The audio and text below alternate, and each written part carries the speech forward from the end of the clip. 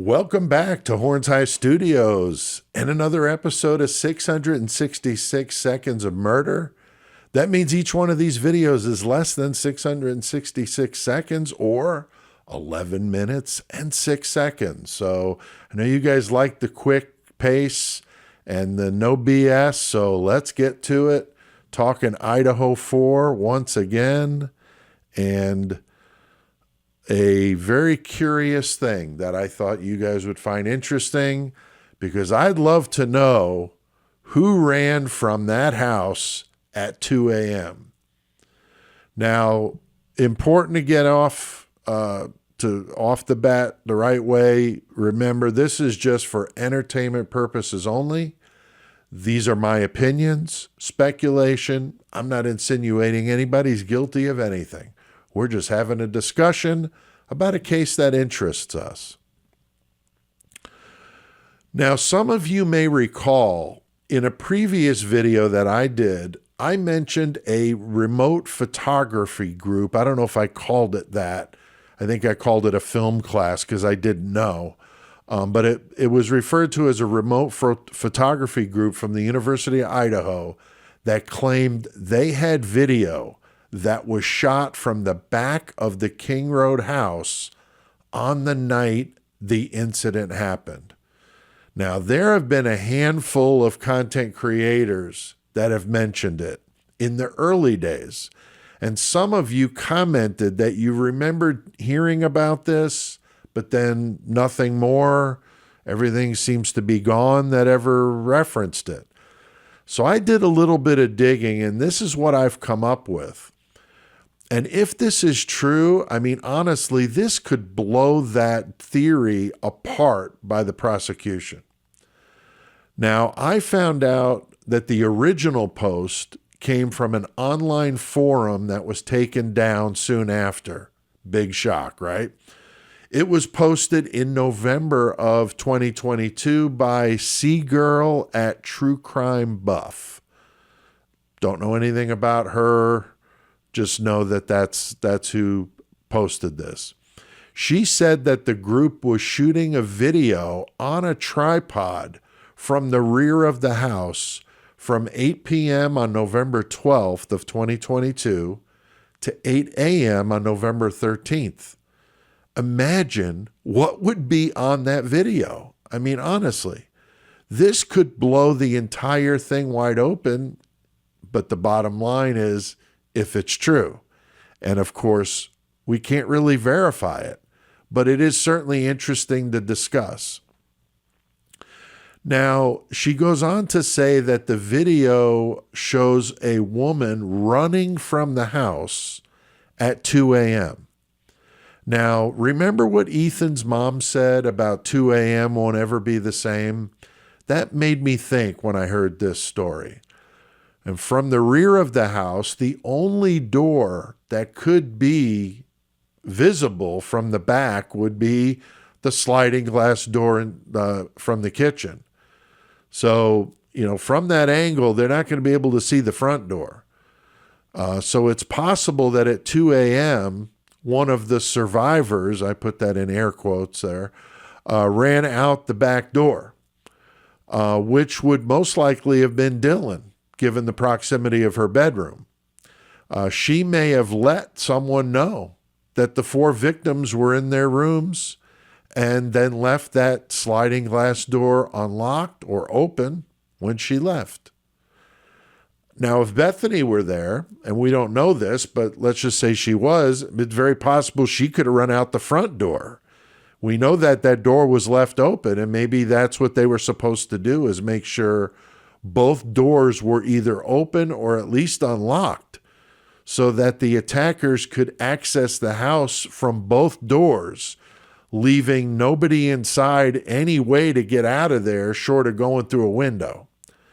And I think if you had a lookout or two outside and maybe a getaway driver or two, this could have been very, very easily pulled off with a group that knew what they were doing. This would give the occupants no chance. And I mean, it's just a horrible outcome as we know from the facts of the case, or what little facts we know. Now, the person that posted that stuff in the online forum said the video was sent to the Idaho State Police. She also believed that there was a second camera there, but that was not confirmed. Then the post was taken down, and that's the last anybody's heard of this. Very, very strange. Now, no surprise for it to happen in the Idaho 4 case. The strangest case I've ever taken interest in. It's unbelievable how many things like this rear their head in the Idaho 4. There are content creators that have shown screenshots of the post in that forum. So if you want to dig into this, I'm sure you can find the same stuff they did. It's difficult to know if this is true or not, but if it is, that would be an incredible piece of evidence that would change this case dramatically. Now, I don't want to believe that the police would do something nefarious, but we know it can happen. We know it does happen. And we know that Moscow PD has had its share of police wrongdoing. But I would prefer to give them the benefit of the doubt. But I really have concerns, and I am running out of benefits of doubt in this case because these people just continually act shady, act like they're hiding something. Everything about this case stinks. And compared to any other case, it's a complete train wreck. I mean, look at the Soto case going on right now. When I was talking to Unfiltered Lucky yesterday, he brought this up. The San Antonio police have been all over it. Now, I know they're different cases, but I'm just saying. And I get that San Antonio is a city and Moscow is a small town. But I'm just saying, when a police department does it right, it's transparent and you see what's going on, and they're updating the public and they're using real pictures and not stock photos of people and cars and things like that. Just the stark differences there is unbelievable. But I think it's important to share ideas, even if it is conjecture. Most of us in this community enjoy talking about this case, and we do it in a respectful way and don't insult each other. And if I see any of that stuff, I just delete it. Now, some people don't like speculation videos, and I can respect that, but go somewhere else. Because if you don't like that sort of thing, why are you watching it? It doesn't make any sense to me. Just go watch something else. So what do you guys think about it? You know, could this stuff be true?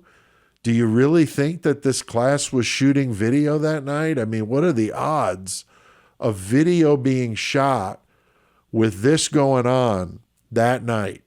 It almost sounds too good to be true, and I know the saying, but I'm just exploring that possibility of what may have went down. And to me, it jives closer with when I think this happened versus what the timeline is provided by the police.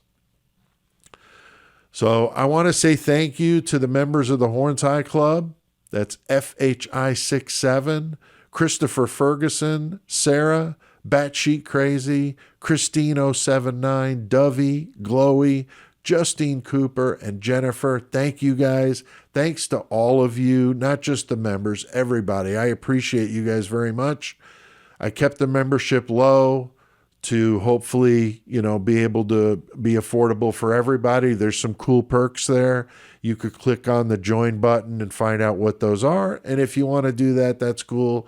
If not, that's cool too. I appreciate you being here.